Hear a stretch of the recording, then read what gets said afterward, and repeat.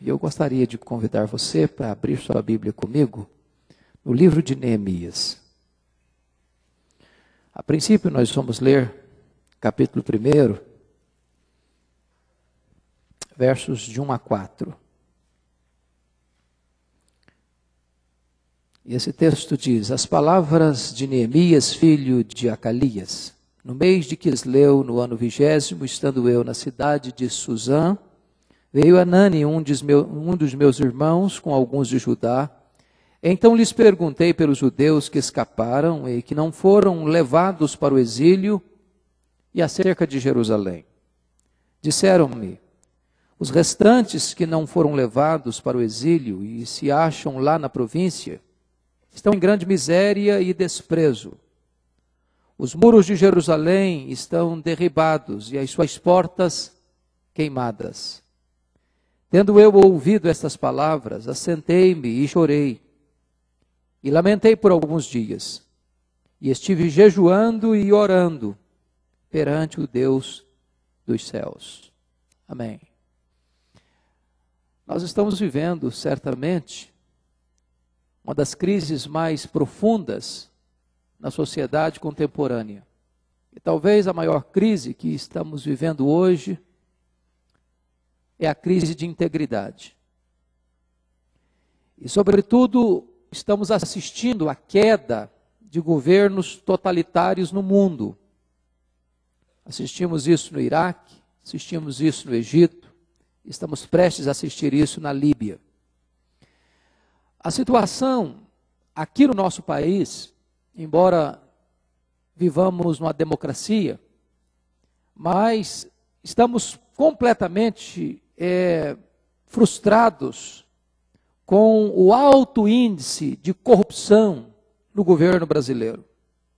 As CPIs que destampam o fosso desta corrupção revelam para nós quão levedada está a classe política em nossa nação. Em recente pesquisa, constatou-se que as três classes mais desacreditadas no Brasil são os políticos, a polícia e os pastores. Isso revela que a crise não está apenas no Estado, mas a crise também está nas instituições e na própria família. As CPIs, por exemplo, dos anãos do orçamento, do mensalão, da ambulância, revelam para nós que a roubalheira institucionalizada está estabelecida nos segmentos do poder da nossa nação. Há algumas pessoas que dizem até que um cristão íntegro jamais deveria envolver-se com a política, porque o poder corrompe. Nós discordamos dessa ideia. O nosso entendimento não é o poder que corrompe, o poder revela os corrompidos. Nós podemos ter exemplos de homens que se envolveram na política, que estavam engajados na política e que foram íntegros, que mantiveram-se incorruptíveis. E podemos citar o exemplo de José do Egito, podemos citar o exemplo de Daniel, o exemplo de Neemias. E hoje nós gostaríamos de nos deter um pouco na figura de Neemias. Vocês se lembram que Neemias era copeiro do rei Artaxerxes e depois tornou-se governador de Jerusalém. O povo de Judá, por não honrar a Deus, foi levado pela Babilônia por um cativeiro de 70 anos em 3 levas, 606, 596 e 586.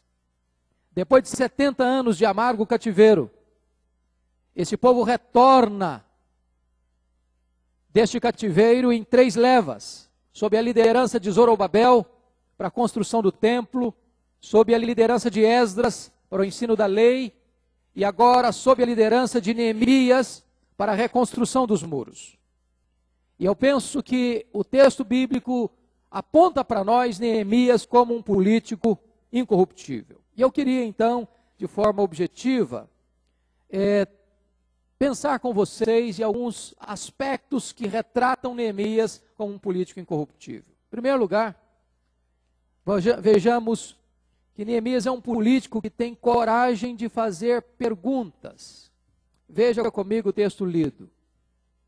Versículo 2: Veio Anani, um dos meus irmãos, com alguns de Judá.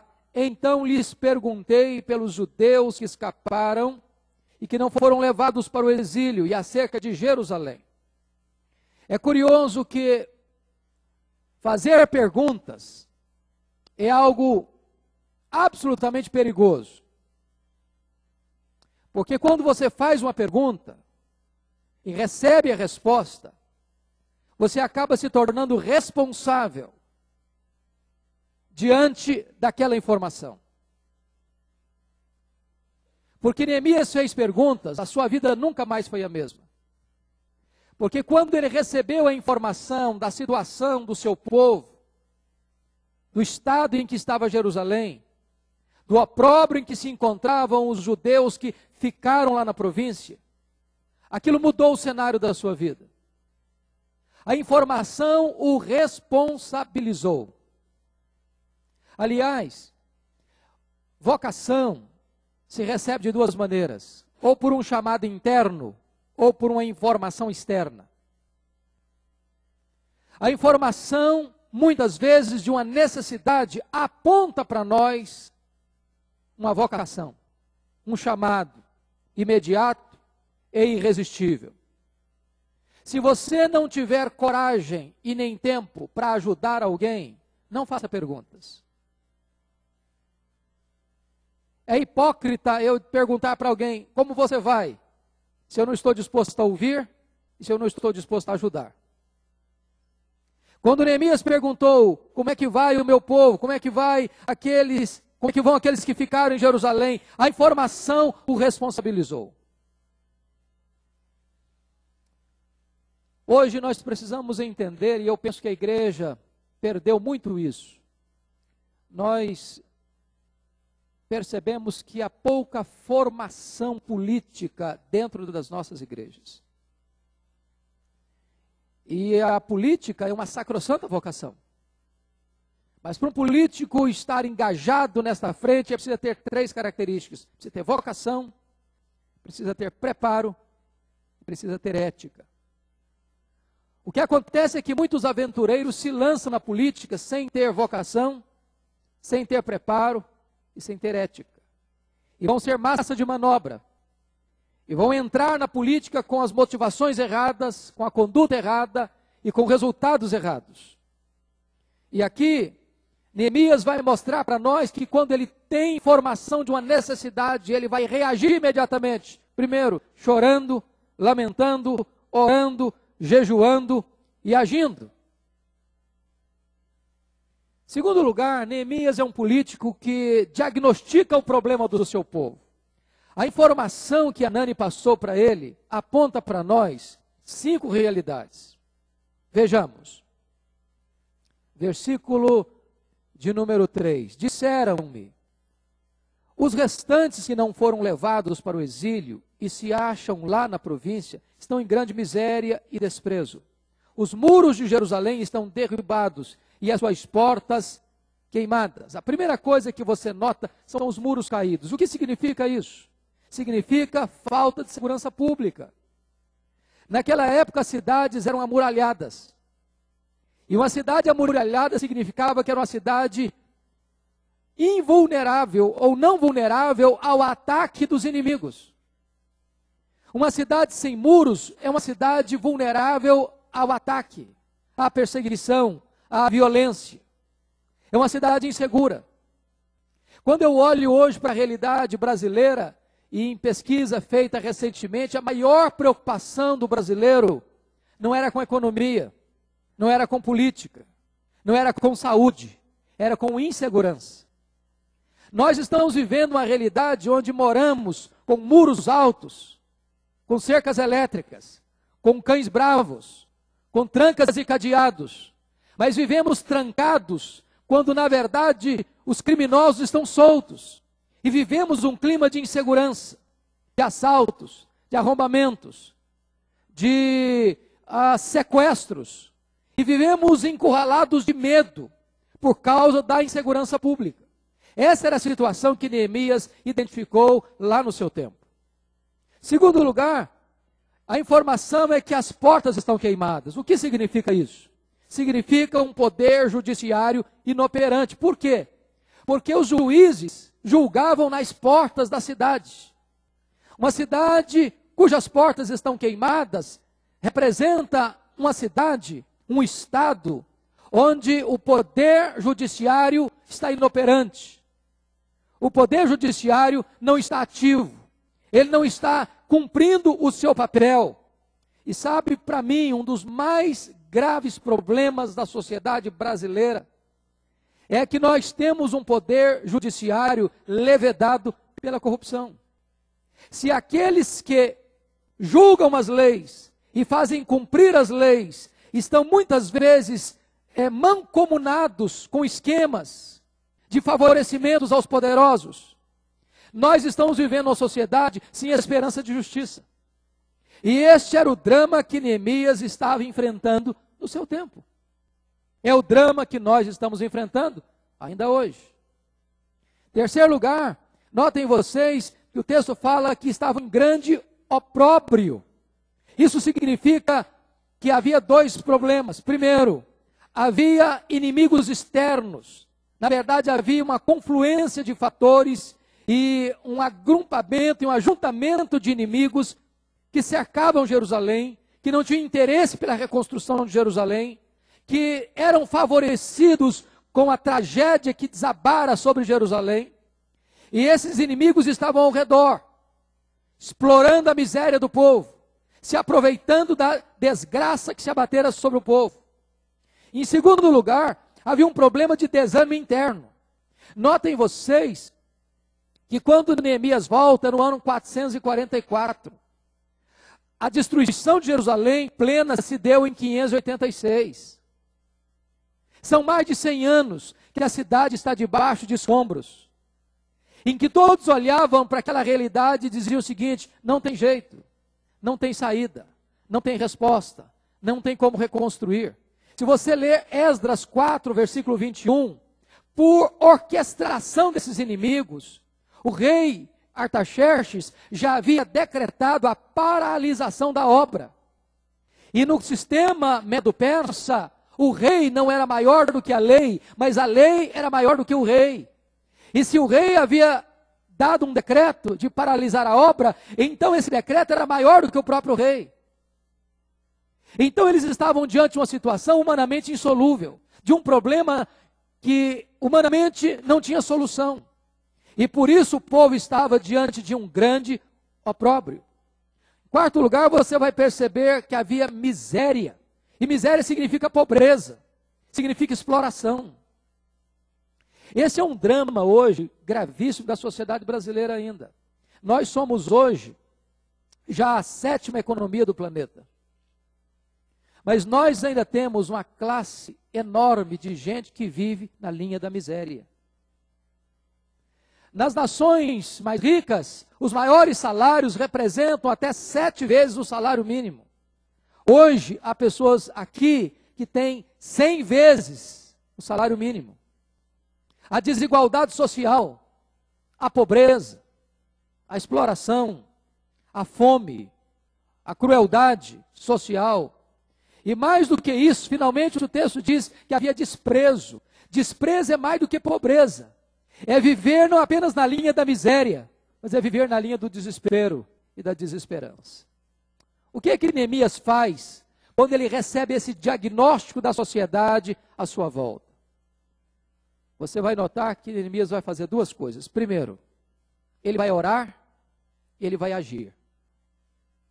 Neemias está nos ensinando que ser prático é ser um homem de oração, uma mulher de oração.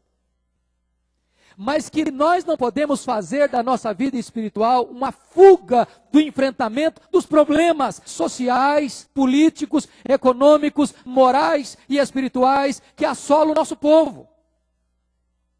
Ele não é um homem que se encastela na sua solidão espiritual, apenas verticalizada, e deixa de entrar no campo de uma ação concreta e prática para a solução dos problemas do seu povo. Neemias é um intercessor, está perto de Deus, mas Neemias é um encorajador, ele está perto das pessoas. Mas Neemias entende uma coisa, é preciso entender que Deus é quem abre as portas, Deus é quem provê os recursos, Deus é quem desperta o povo, Deus é quem livra do inimigo, Deus é quem dá a vitória. Este homem tem destreza, este homem é um líder, este homem é articulado, este homem tem capacidade de diálogo, este homem tem capacidade de encorajamento, este homem tem capacidade de diagnóstico da situação, este homem tem capacidade de mobilização do povo, este homem tem capacidade de enfrentamento dos inimigos, mas ele entende que todas estas bênçãos são produzidas por resposta de Deus à oração. Vejam mais, Neemias, como um político incorruptível, é um homem que tem discrição e encorajamento. O líder é aquele que primeiro tem uma visão e depois ele compartilha essa visão. É alguém que primeiro tem uma visão plena do problema, tem um diagnóstico preciso da circunstância. E ele, de forma discreta, investiga as causas, levanta a situação, entende a gravidade do problema, e só depois que tem a informação, e tem o plano, e tem o planejamento de ação concreta, é que ele vai compartilhar essas ações. Você percebe que ele está diante de uma situação humanamente impossível de ser resolvida. Existe um decreto lavrado, existe uma realidade sombria, de uma cidade há mais de 100 anos, debaixo de escombros. Existem inimigos confederados cercando Jerusalém. Ele está a mais de 1.500 quilômetros de Jerusalém. Ele é o copeiro do rei. Ele tem um trabalho no palácio de Suzã. Mas ele começa a orar a Deus. E ele começa a entender que Deus pode abrir portas onde não tem portas para serem abertas. E ele, no tempo de Deus, oportunamente se apresenta ao rei, se apresenta com tristeza. E o rei vai perguntar: por que você está triste? E ele levanta uma oração relâmpago a Deus. E ele, com tato e sabedoria, não cita o nome de Jerusalém. A cidade dos sepulcros dos meus pais está assolada. Por que ele não cita Jerusalém? É porque na concepção do rei, e o rei baixou esse decreto de interromper a obra, porque a informação que o rei tivera é que Jerusalém é uma cidade rebelde. E ele se coloca à disposição para reconstruir essa cidade. E não apenas se coloca à disposição, mas ele pede ajuda. Ele fala a Deus, e ele fala ao rei, ele busca os recursos do céu, e ele busca os recursos da terra. Mas ele não pede apenas permissão para o rei, ele pede recursos, ele pede cartas, ele pede provisão, ele pede proteção. Ele é um homem que tem todo um plano articulado antes de comunicar esse fato ao rei. Planejamento é necessário, porque o tempo gasto em amolar o machado não é tempo perdido. Às vezes nós planejamos pouco e gastamos tempo demais na execução. Neemias planejou muito para ser rápido na execução. Ele entendia isso. Agora notem vocês que quando ele vai a Jerusalém, diz o texto que ele não compartilha nada da sua visão, nem com os sacerdotes, nem com os nobres, nem com o povo. Primeiro ele investiga, primeiro ele diagnostica, primeiro ele levanta a situação, primeiro ele sabe o que está acontecendo, ele olha o opróbrio em que a cidade está, os muros caídos, as portas queimadas, muito escombro, muito pó, muita pedra revirada. Ele percebe que o povo já estava acomodado a essa situação de desprezo e de opróbrio. Ele percebe que os inimigos estão à volta. Primeiro ele faz um levantamento preciso da situação. Só então, ele comunica ao povo como a boa mão de Deus fora com ele até ali. Como o povo não podia se conformar com o caos. E como o povo deveria se unir, se mobilizar para pôr a mão na obra e sair daquela condição de opróbrio. Meus amados irmãos, nós precisaríamos aprender esta arte da liderança com Neemias. Se nós formos precipitados e apressados na comunicação da visão, e se a visão não está clara, o povo não nos seguirá. Se nós não tivermos conhecimento pleno da realidade, nós poderemos nos lançar em projetos frustrados e fracassados. E Neemias nos ensina esses princípios da liderança. E Neemias nos ensina o poder do convencimento de um povo que outrora estava esmagado debaixo do tacão cruel da pobreza e do desânimo e do opróbrio. Agora notem comigo o capítulo 3, que talvez seja um dos capítulos mais difíceis de serem lidos e aparentemente um pouco árido, mas aqui no capítulo 3 de Neemias estão princípios da mais alta importância para o sucesso de um administrador, de um político, de um líder. Se você notar, a primeira coisa que Neemias vai fazer é o princípio de coordenação. Ele vai colocar cada pessoa no lugar certo, para fazer a obra certa, no tempo certo, com a motivação certa. Ele vai mobilizar todo mundo, os ourives, os chefes, o sacerdote, o povo, as mulheres, os magistrados. Ele não deixa ninguém de fora desta obra. Se nós queremos ver a restauração, é preciso que haja mobilização e engajamento de todos. Segunda coisa, você vai notar que ele vai colocar as pessoas próximas de suas casas. Com isso, ele está economizando duas coisas. Primeiro, economizando tempo, facilitação na alimentação desse povo. E terceiro, ele sabia que Jerusalém estava cercada de inimigos. E se ele colocasse uma pessoa que morava na região sul para trabalhar na região norte, num ataque, essa pessoa lá não teria paz, porque a preocupação dela era defender a sua casa, a sua família. Então ele coloca cada pessoa trabalhando perto da sua casa. E desta maneira, ele otimiza recursos. Ele previne emocionalmente o povo. E ele otimiza trabalho porque as pessoas têm mais tempo para trabalhar e menos tempo de deslocamento.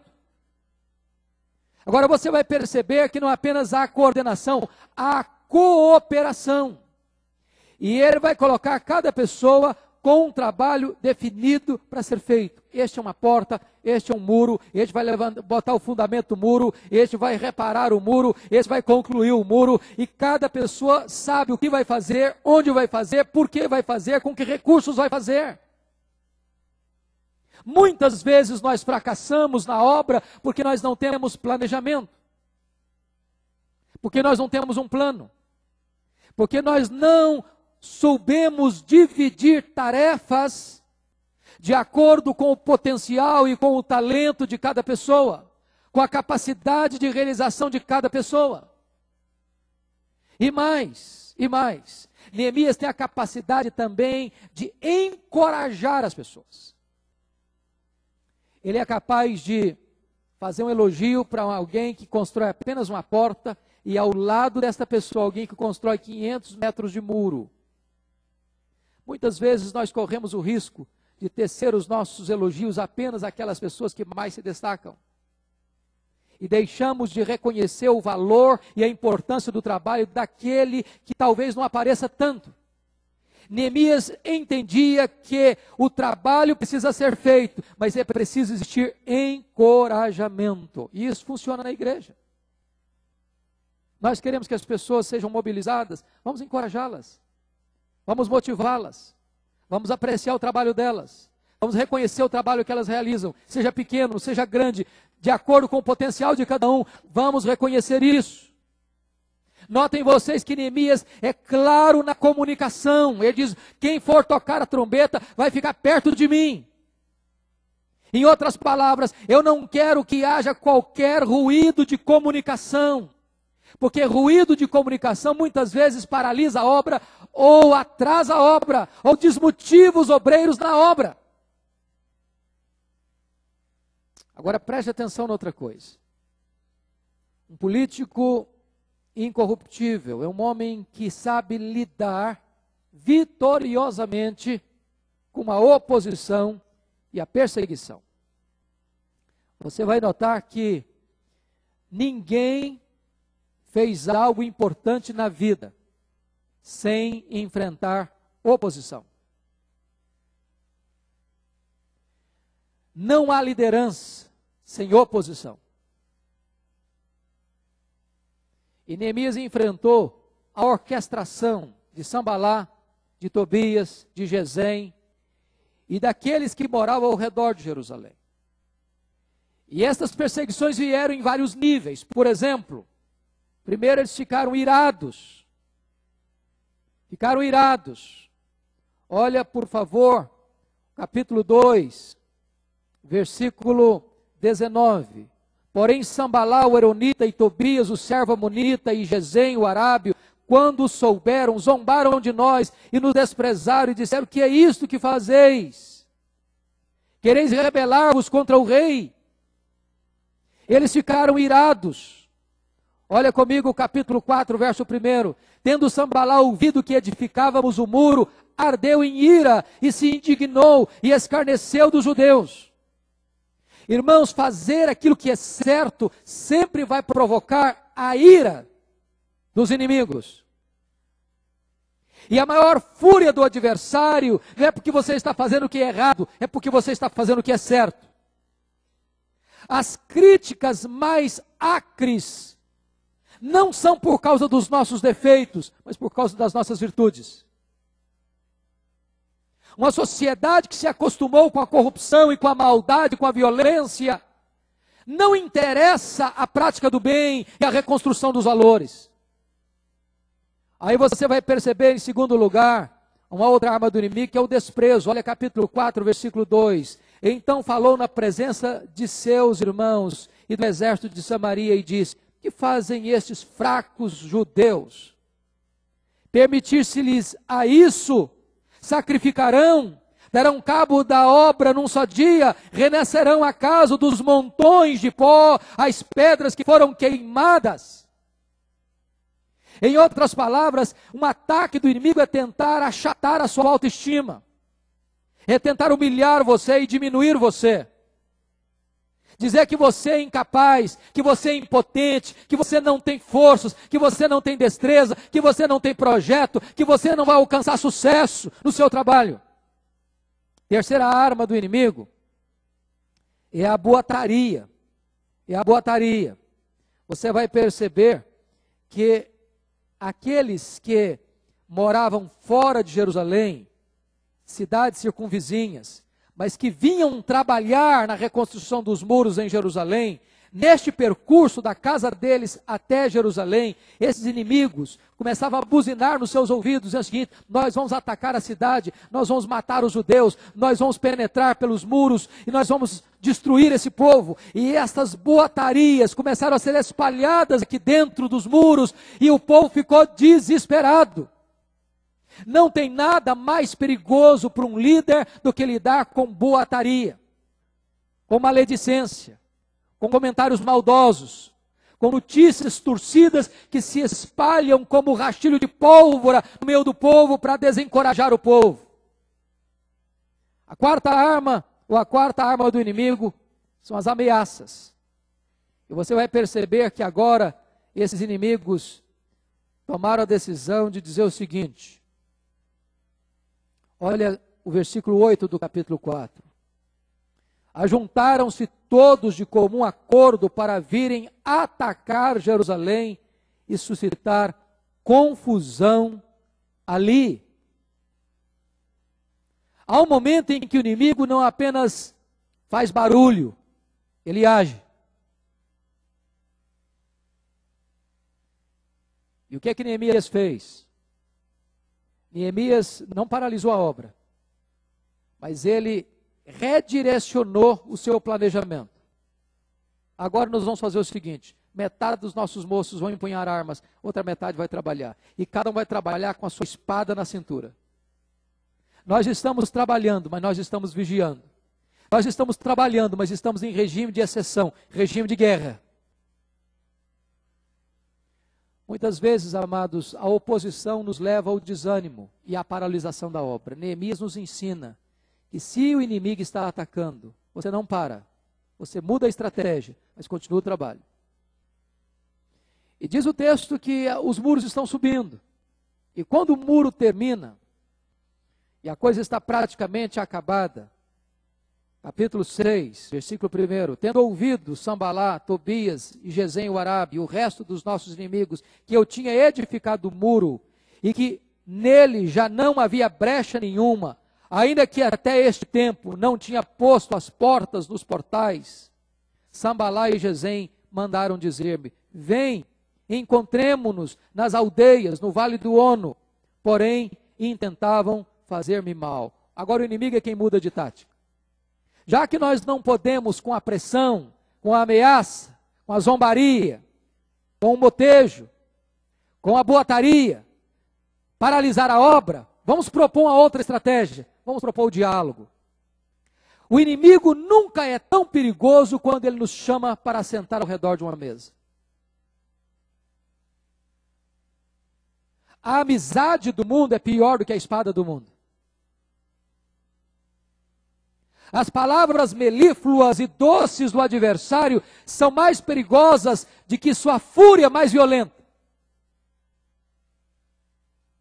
E Neemias percebe que aqueles inimigos que até então estavam querendo destruir, agora estão propondo diálogo. Eles tinham uma segunda intenção, que era destruir Neemias e paralisar a obra.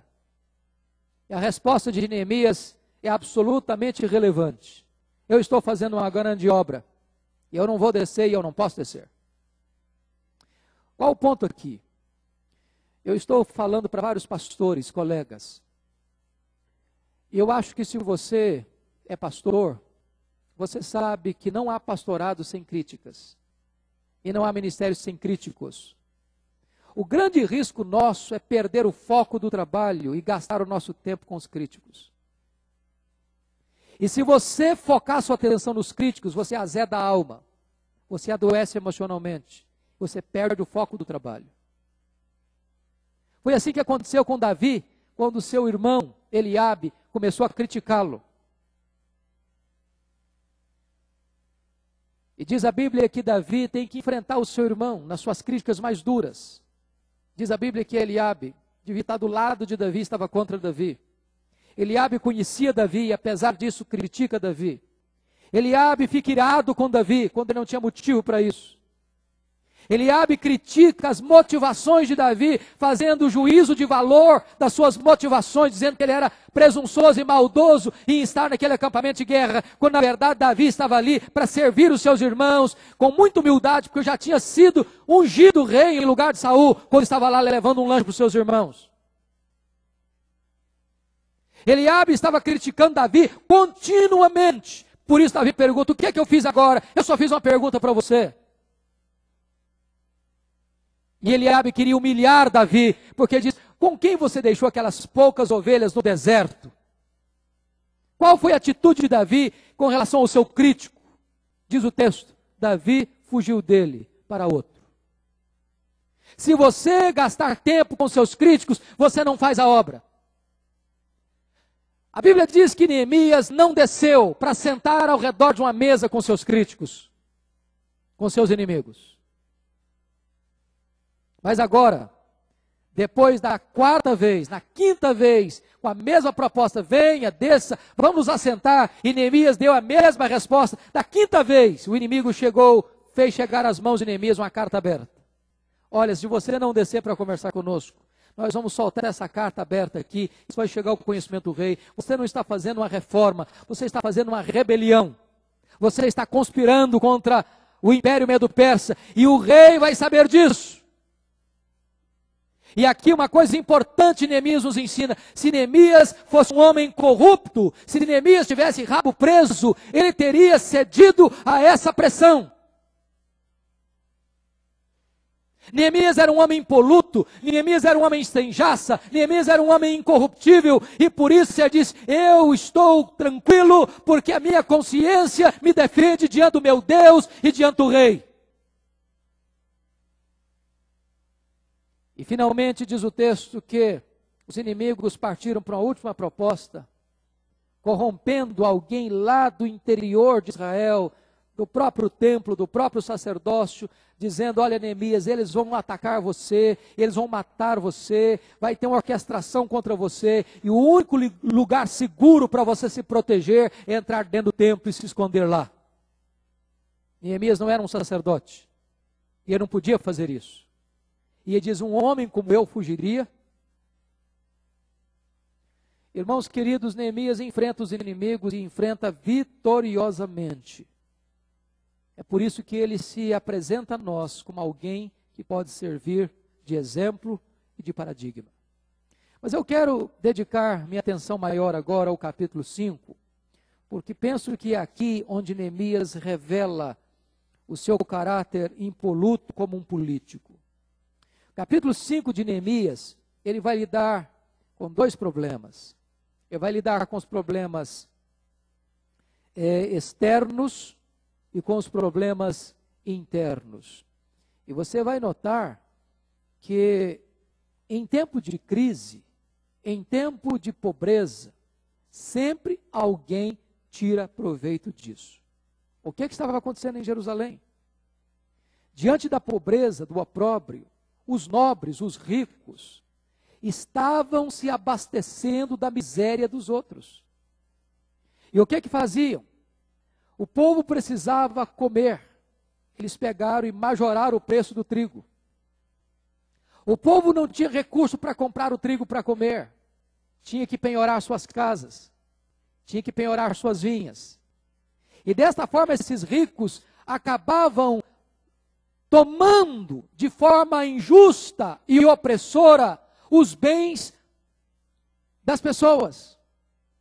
E depois que não tinham mais terras para penhorar, vinhas para penhorar, casas para penhorar, os pobres tinham que vender os seus filhos como escravos. E daqui a pouco esses ricos, esses nobres, estavam escravizando o povo outra vez. Aquele povo fora liberto do cativeiro da Babilônia e agora estavam sendo escravos dentro da sua própria terra. Agora, olha a realidade ainda hoje. Tom Cine, no seu livro Lado Oculto da Globalização, diz que hoje mais de 50% das riquezas do planeta estão concentrados nas mãos de pouco mais de 100 empresas particulares. Nós estamos vivendo uma época em que a riqueza está se concentrando nas mãos de poucos e a base da pirâmide está se alargando.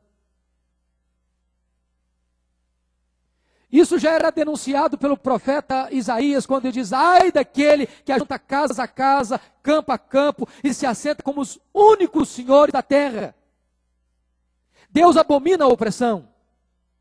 Deus abomina o enriquecimento ilícito. Deus abomina o enriquecimento às expensas do pobre. Deus abomina a opressão econômica. E agora você vai perceber o que está acontecendo aqui. Veja comigo como é que Neemias trata desse problema da usura. Capítulo 5. Foi grande, porém, o clamor do povo e de suas mulheres contra os judeus, seus irmãos, porque havia os que diziam: somos muitos, nós, nossos filhos e nossas filhas, que se nos dê trigo, para que comamos e vivamos. Já pensou? Eles estavam todos trabalhando na reconstrução dos muros, mas aqui do lado tem alguém que está abastado, que tem casas, que tem terras, que tem vinhas, que tem pão com fartura, e do seu lado tem alguém trabalhando, que não tem pão na casa, não tem pão na mesa, não tem comida na panela, e o estômago está roncando de fome. E o pior, eram irmãos. Gente da mesma família, do mesmo sangue, do mesmo povo. Agora veja você que o problema não era apenas a fome, não. Veja comigo, por gentileza, o verso 3. Havia o problema das dívidas. Também houve os que diziam: as nossas terras, as nossas vinhas e as nossas casas hipotecamos para tomarmos trigo nessa fome. Ao endividamento. E nessa situação opressora, essa dívida jamais poderia ser paga. Cada vez ela crescia mais. Veja o versículo 4. Houve ainda os que diziam: tomamos dinheiro emprestado até para o tributo do rei sobre as nossas terras e as nossas vinhas. Além de serem explorados pelos nobres irmãos, eles ainda tinham que trabalhar para pagar os pesados tributos ao Império Medo-Persa. Eles trabalhavam a meia com o governo e o que recebiam ainda tinham que entregar para os nobres. Agora há pouco nós ouvimos uma pergunta sobre a questão dos impostos. Vocês sabem que o Brasil é o segundo país do mundo em carga tributária. O que é pior é que nós não vemos os benefícios desses impostos para a reconstrução da sociedade. As nossas estradas, com exceção de São Paulo, diga-se de passagem, estão sucateadas. Os nossos hospitais, em muitos lugares, há míngua. A nossa educação em crise. Recentemente, o IBGE fez uma pesquisa e 75% dos brasileiros não tinham a capacidade de ler um texto e interpretá-lo. Às vezes nós não paramos para perceber que quando um político corrupto saqueia o erário público e desvia as verbas que deveriam construir estradas, hospitais, escolas, creches e desenvolver a cultura e a sociedade brasileira e desviam esses valores para contas nababescas em paraísos fiscais, eles são assassinos. Porque quando uma criança morre lá na ponta, na fila de um hospital, por falta de remédio, por falta de recursos, e esse dinheiro que deveria ser dado para esta obra está abastecendo os bolsos famintos de políticos corruptos, isso é uma opressão, e Deus abomina isso. É claro que isso não nos dá o direito de nos insurgirmos, de não pagarmos impostos, porém, nós podemos usar a nossa voz profética para denunciar isso, esse abuso e essa opressão. Foi isso que o povo fez na época do rei Roboão. Quando Salomão morreu, o povo chegou para o rei: olha, você tem que parar um pouquinho, nós não aguentamos esses impostos, está abusivo, extorsivo, nós não aguentamos trabalhar meia com o governo. É bem verdade que o rei, em vez de ouvir o povo, oprimiu mais ainda o povo. Amados irmãos, notem vocês ainda que o povo não estava apenas vivendo um drama de pobreza. Olha comigo o verso 5. Então, no entanto, nós somos da mesma carne como eles, e nossos filhos são tão bons como os deles. E eis que sujeitamos nossos filhos e nossas filhas para serem escravos. Algumas das nossas filhas já estão reduzidas à escravidão. Não está isso em nosso poder evitá-lo.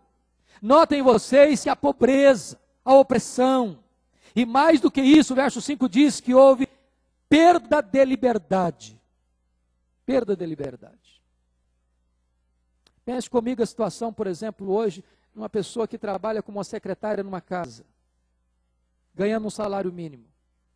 Qual é a perspectiva de vida de uma pessoa que ganha neste país um salário mínimo? Qual é a perspectiva?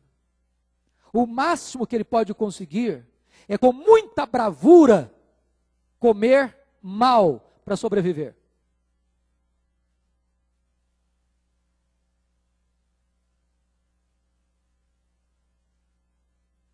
Mas não é só a escravidão, não. Pior do que a escravidão, queridos, é a perda da esperança. É a perda da esperança. Não está em nosso poder evitar essa opressão. Agora a pergunta é, como é que Neemias lida com isso? Como é que um político lida com isso? Se vocês estão vendo o que eu estou vendo, nós enfrentamos essa realidade em nossa nação.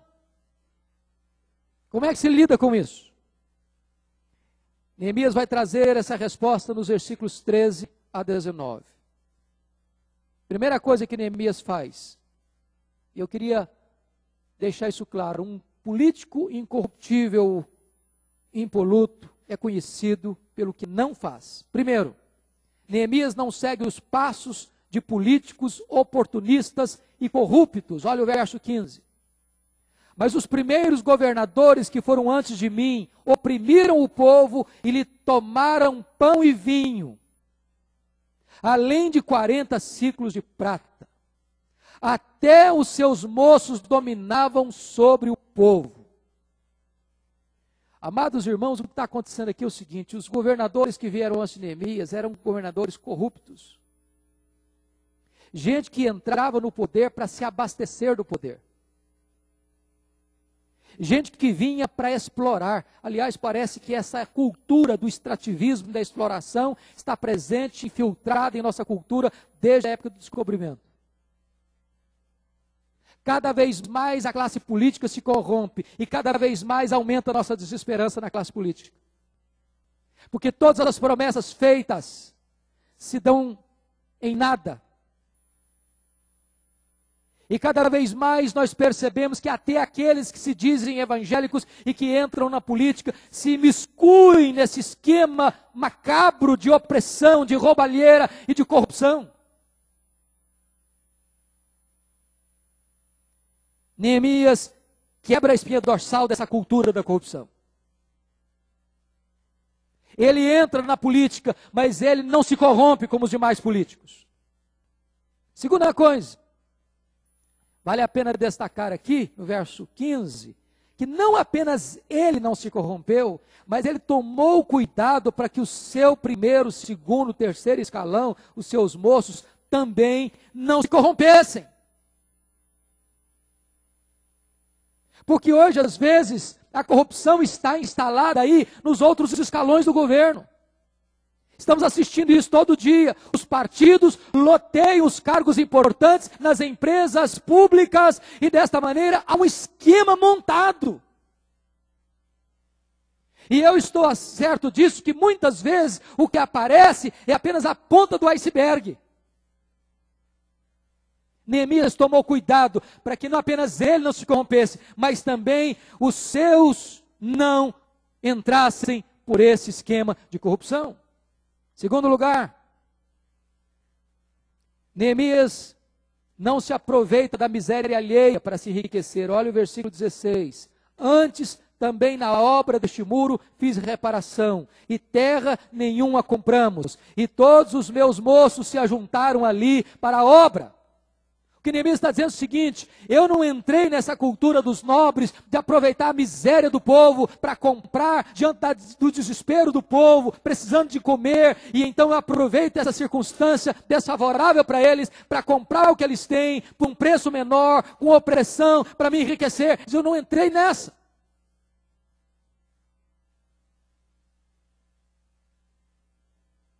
É muito triste quando a gente percebe que tantos políticos, é claro que tem exceções honrosas, mas que saem dos seus mandatos com riquezas estratosféricas, inexplicáveis.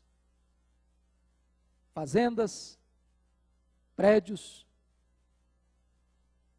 riquezas em paraísos fiscais. E se levanta isso, se descobre isso, eles retornam à política, eles se mantêm no poder, blindados, com armaduras impenetráveis. E Neemias diz: eu não entrei nessa, eu não agi assim. Segundo lugar, um político incorruptível é conhecido não apenas por aquilo que não faz, ele é conhecido por aquilo que ele faz. Em primeiro lugar, veja comigo, ele transforma a crise em oportunidade. Olhe comigo o comecinho do versículo, do capítulo 5, versículo 1. Foi grande, porém, o clamor do povo, de suas mulheres, contra os judeus, seus irmãos. Agora, olhe comigo o versículo de número 13. Também sacudiu o meu regaço e disse: assim faça Deus, sacuda de sua casa e de seu trabalho a todo homem que não cumprir esta promessa, seja sacudido e despojado. E toda a congregação respondeu: amém, e louvaram o Senhor, e o povo fez segundo a sua promessa. Que promessa? Veja comigo, por favor, capítulo 5. A partir do versículo 8. Olha o que Neemias diz para os nobres que estavam explorando os pobres. Disse-lhes: nós resgatamos os judeus, nossos irmãos, que foram vendidos às gentes, segundo nossas posses. E vós outra vez negociareis vossos irmãos, para que sejam vendidos a nós? Nós os libertamos da escravidão, e agora vocês os escravizam de novo? Versículo 9. Então se calaram, e não acharam o que responder. Eles eram culpados. Disse mais Neemias: não é bom o que fazeis. Porventura não devis andar no temor do nosso Deus, por causa do opróbrio dos gentios, os nossos inimigos?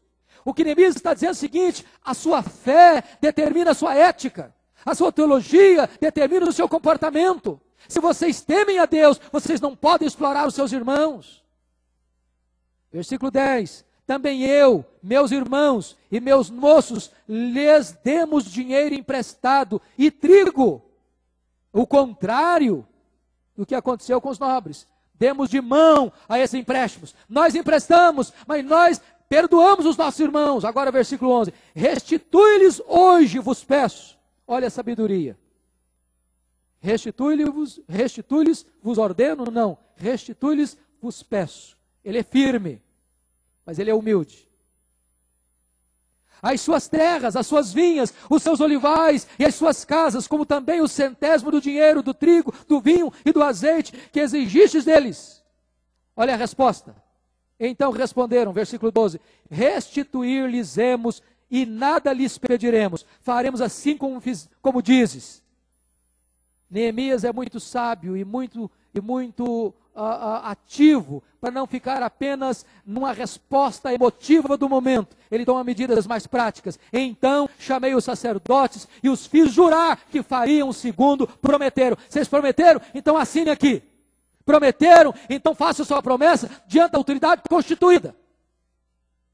E agora notem vocês que no verso 11, aquilo que foi levado para o líder como um problema desesperador, agora tem como resposta um motivo de louvor.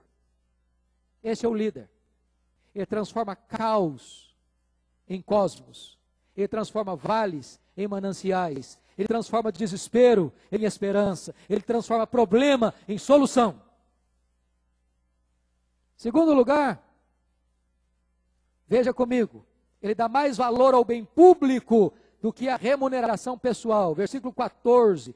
Também desde o dia em que fui nomeado seu governador na terra de Judá, desde o 20º ano até o 32º do rei Artaxerxes, 12 anos, nem eu, nem meus irmãos comemos o pão devido ao governador.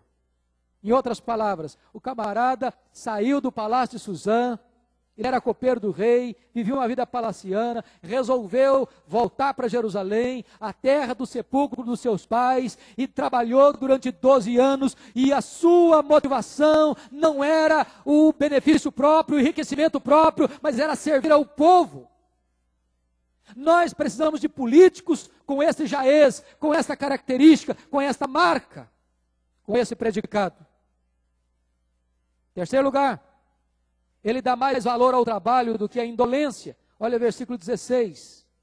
Antes também na obra deste muro fiz reparação, e terra nenhuma compramos, e todos os meus moços se ajuntaram ali para a obra. Ele está dizendo o seguinte: olha, eu não fiquei encastelado num escritório com ar-condicionado, enquanto o povo ralava na reconstrução do muro. Eu estava junto deles, eu fiz parte dessa obra, eu estava do lado deles, e eu não me aproveitei da miséria do meu povo para explorar o meu povo.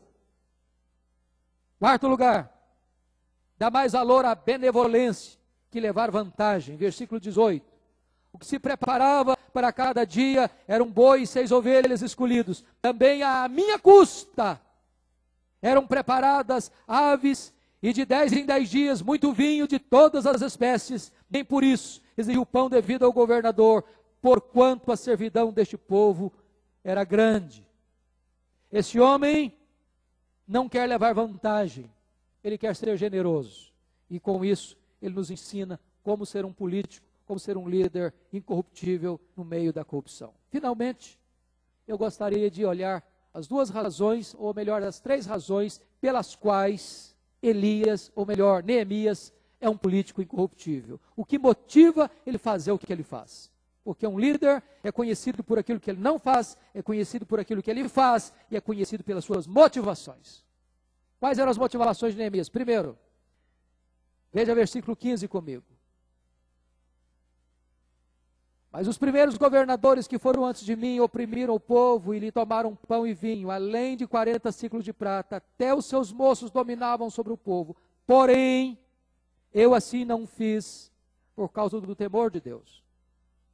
A motivação de Neemias de não ser corrupto, de não ser ladrão, de não ser opressor, de não se abastecer do poder, de não se imiscuir na corrupção, de não ser levedado pelo fermento da corrupção, é que ele temia a Deus.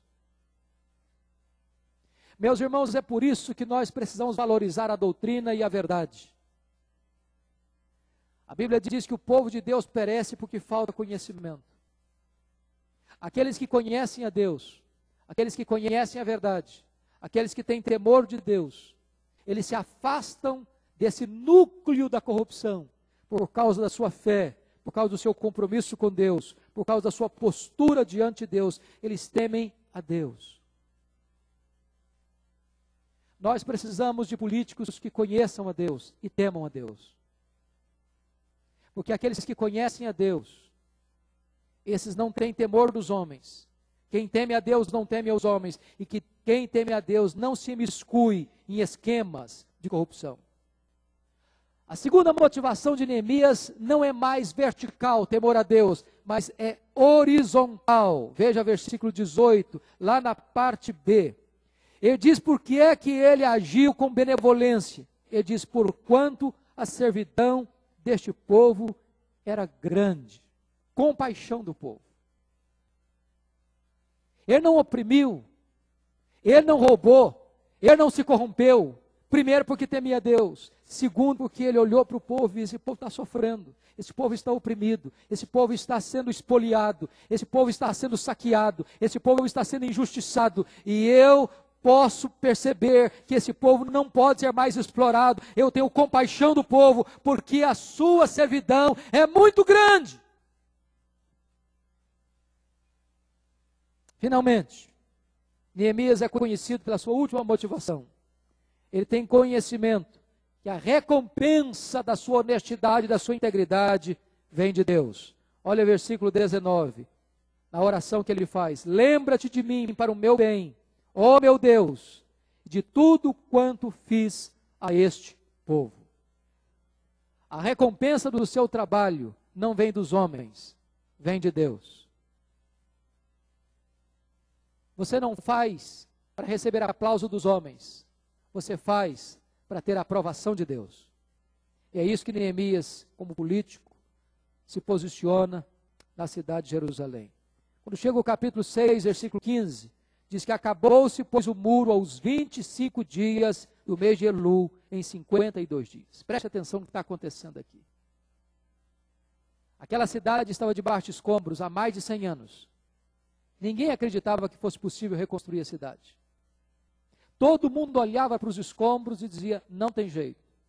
Até que surgiu um homem, a 1.500 quilômetros desta realidade, e disse, não é possível ficar assim. E teve um sonho, e teve um plano, e teve um planejamento, teve uma atitude diante de Deus e diante do rei. E veio para essa cidade, e a sondou, e a pesquisou, e a diagnosticou, e mobilizou o povo, e se lançou à obra. E aquilo que parecia impossível, em 52 dias, foi feito. E diz o texto, que quando isso aconteceu, versículo 16 do capítulo 6, sucedeu que ouvindo-o todos os nossos inimigos, temeram todos os gentios, nossos vizinhos, e decaíram muito no seu próprio conceito, porque reconheceram que por intervenção do nosso Deus é que fizemos esta obra. Não fizemos esta obra porque somos fortes, fizemos esta obra porque a boa mão do nosso Deus esteve conosco. E esse texto poderia concluir, amados irmãos, com o último ponto. Neemias fez uma reforma estrutural na cidade em apenas 52 dias. mas a reforma espiritual demorou décadas.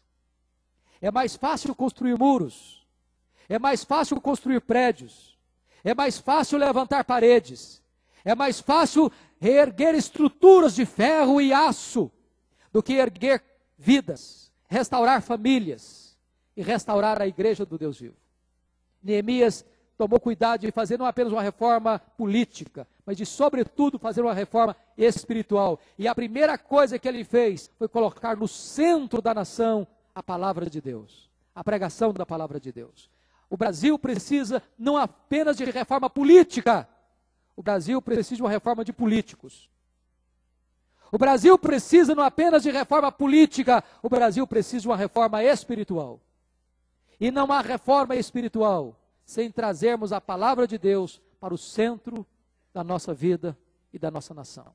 Que Deus nos ajude, que Deus nos dê graça para vermos novos Neemias sendo levantados na nossa geração.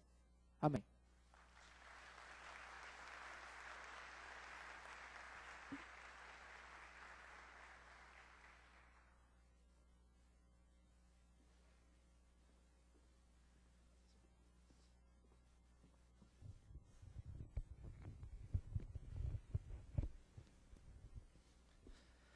Agradecemos ao reverendo Hernandes e queremos passar então alguns minutinhos para perguntas. Enquanto os monitores estão recolhendo as perguntas por escrito, eu tenho aqui pergunta SMS.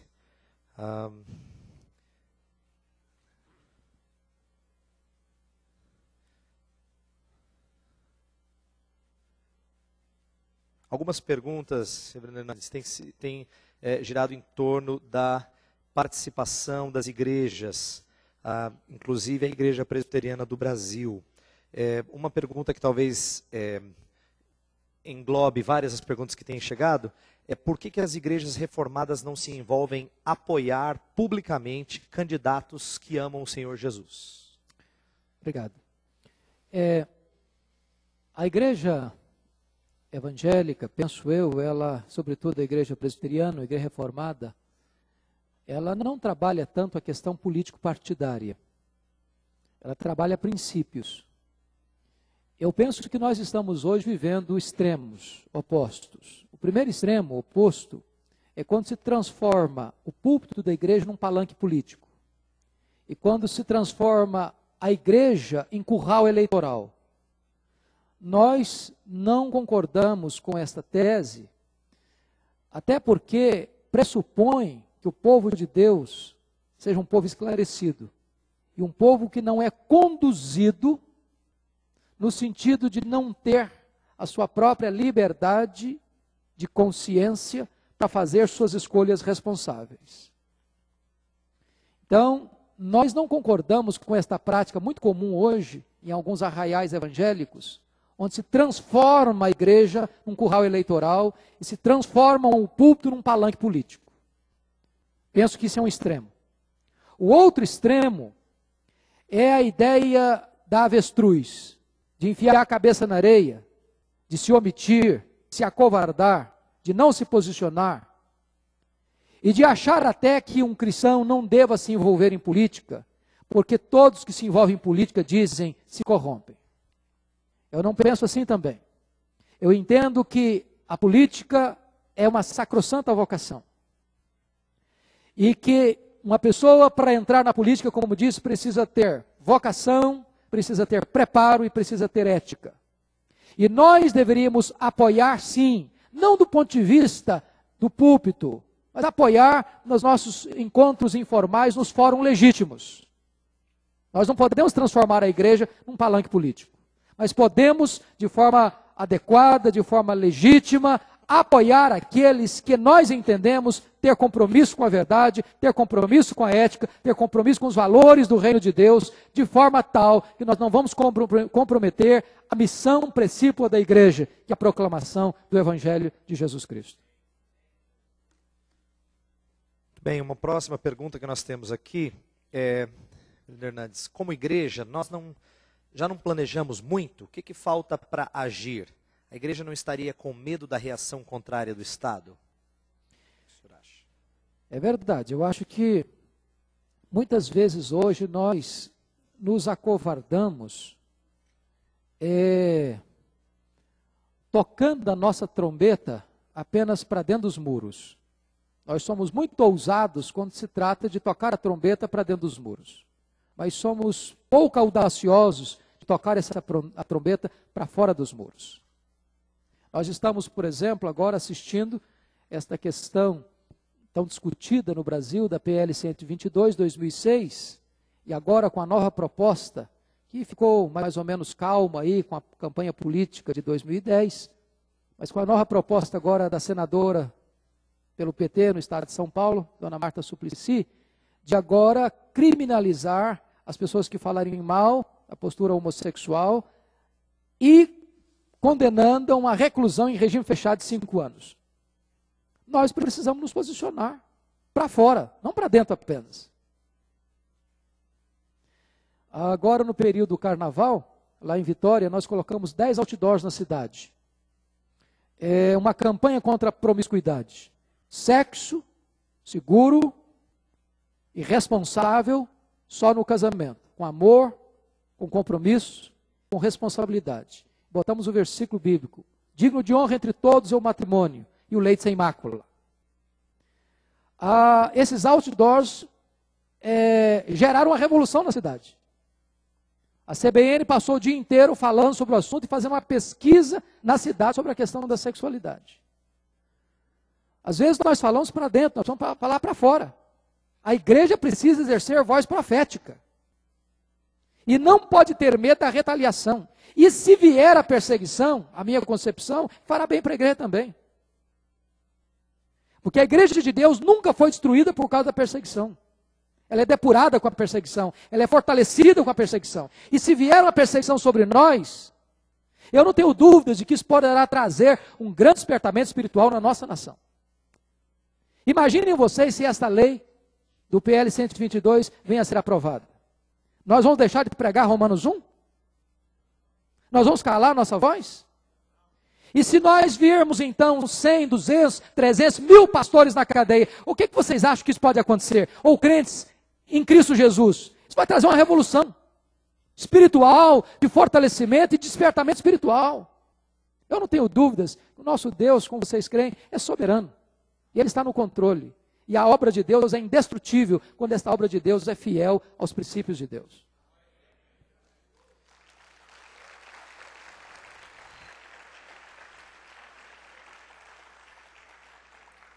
Reverendo, uma próxima pergunta aqui, eu vou ler mais longa, mas tem uma pergunta ao final. Ano passado, o estudante de direito Maiara Petruso afirmou: faça um favor a São Paulo, mate um nordestino afogado, demonstrando, além de racismo, um total desconhecimento sobre o que é política de compensação social. Grande parte dos evangélicos nordestinos votaram na candidata que não era o preferível pelos evangélicos do Sul. Na sua opinião, em regiões marcadas pela fome, pobreza e injustiça social, como deve se comportar um evangélico, onde um candidato tem posições que nos agradam moralmente, como ser contra o aborto, o casamento gay, porém faz alianças com os principais responsáveis pela exploração social de seu povo? Pergunto isso tanto àquele que quer se candidatar quanto ao eleitor. Obrigada a pergunta. Eu creio que nós não podemos apenas ser segmentados na nossa análise. Nós temos que olhar o conjunto todo. Porque ser a favor de alianças de opressão é tão maligno e tão perverso quanto ser a favor do desbarrancamento das virtudes morais e da destruição dos valores da família. Então, um político que não apoia o aborto, não apoia a legalização, da criminalização da questão da homofobia, mas faz alianças de opressão, é corrupto, é ladrão, ele se abastece do poder, ele é tão nocivo quanto o outro. Nós não podemos apoiar nenhum nem outro. Porque apoiar a opressão é fazer parte dela. É miscuir-se com ela. Isso é abominação para Deus. É por isso que eu entendo que o povo que conhece, o povo que tem informação, o povo que conhece a palavra de Deus, é um povo que não vai ser subjugado, não vai ficar no cabresto, não vai comer na mão dos outros. Ele vai se posicionar. Se posicionar na hora do seu voto e se posicionar depois do seu voto. Porque às vezes também, depois que nós elegemos A ou B, nós nos calamos. As coisas acontecem. As CPIs destampam esse fosso. E nós nos acomodamos. Nós precisamos entender que o povo de Deus, na história, sempre levantou a sua voz profética de inconformação com o mal, seja ele em que estrutura estiver. Eu acho que nós precisamos resgatar esse aspecto que nós perdemos, de certa forma, dos princípios de uma igreja reformada. Muito bem, nós temos pouco tempo, então faremos uma última pergunta. Reverendo, existe orientação para boa relação entre as forças econômicas e o governo? Deixa eu entender melhor a sua pergunta. Eu penso que faz parte, o governo, conforme Romanos capítulo 13, ele tem duas missões precípuas. Primeiro, promover o bem. Segundo, coibir o mal. Essas são as duas grandes bandeiras do governo. É claro que o governo precisa trabalhar no sentido de que a justiça social seja feita. Então, se estas forças econômicas são forças econômicas para abastecer apenas uma elite privilegiada, por exemplo, no Brasil, quem mais lucra nesse país? São os bancos, são os banqueiros.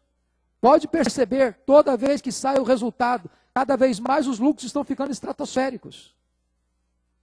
Cada vez mais os juros estão ficando escorchantes, opressivos.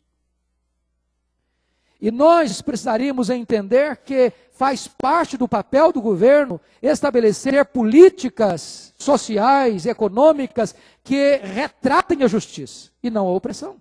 Não o favorecimento de uma classe privilegiada em detrimento do povo. Era isso que estava acontecendo na época de Neemias. Está acontecendo ainda hoje. E nós precisaríamos de novos Neemias para o nosso tempo. Reverendo Hernandes, muito obrigado. Vamos agradecer nosso palestrante dessa manhã.